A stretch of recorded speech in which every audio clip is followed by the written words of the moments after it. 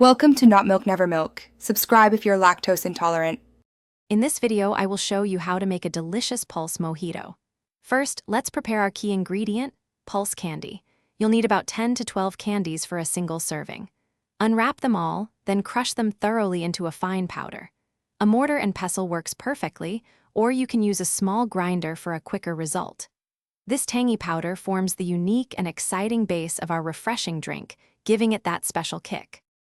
Next, let's get our glass ready for this exciting drink.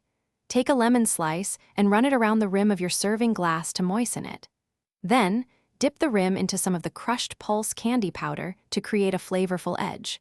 Now, place about 3 to 4 fresh mint leaves and 1 lemon slice into the glass. Gently muddle these ingredients to release their aromatic oils and zesty flavors. Now it's time to bring all the flavors together. Fill your glass with about 4 or 5 ice cubes. Then, add 2 to 3 teaspoons of your prepared Pulse candy powder directly into the glass. Slowly pour in approximately 150 milliliters of chilled soda water or Sprite. For an extra layer of tangy flavor, you can also add a small pinch of black salt. Stir gently to combine everything. Almost there.